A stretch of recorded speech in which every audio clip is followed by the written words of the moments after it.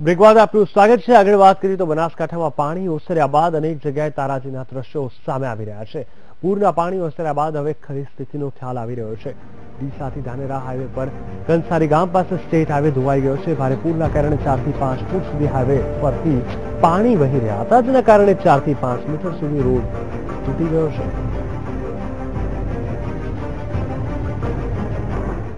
ઓસરી ગયા બાદ હવે ખરી સ્થિતિનો ખ્યાલ આવી રહ્યો છે કે લોકો 2 દિવસ કેવી રીતે જીવ્યા હશે અને રોડ રસ્તાની હાલત શું છે। અત્યારે અમે ડીસાથી ધાનેરા રોડ ઉપર છીએ, કંસારી ગામના પાટિયા પાસે છે। કંસારી ગામની જે સ્થિતિ છે, જ્યાં રોડની સ્ટેટ હાઈવેની જે સ્થિતિ છે એ હું તમને બતાવવા માંગીશ। આ જે આખો રોડ છે એ લગભગ તૂટી ગયો છે।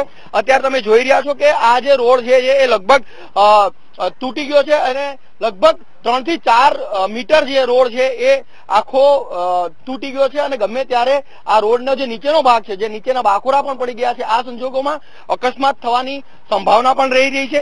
રવિવારે આવેલા પાણી એ રાત્રે ખૂબ મોટી તારાજી સર્જી હતી અને આ તારાજીનો એક ભાગ એટલે આ જે કંસારી બાજુનો રોડ।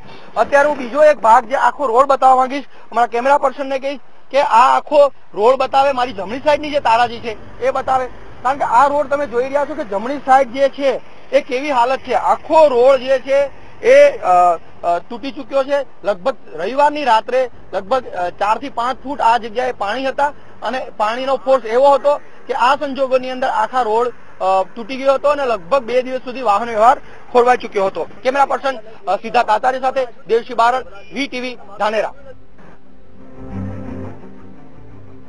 અમે આપને બતાવ્યું કેવી પરિસ્થિતિ થઈ છે, કેવો સમગ્ર ચિતાર શું છે। વીટીવીએ તાગ મેળવવાની કોશિશ કરી ત્યારે ખ્યાલ આવ્યો કે ઘણા રોડ રસ્તા ખાબકી ગયા છે, તૂટી પડ્યા છે, ભૂસ્ખલન થયા છે અને ઘણી બધી એવી સ્થિતિ જ્યાં વાહન વ્યવહાર આખો ખોરવાઈ ગયો।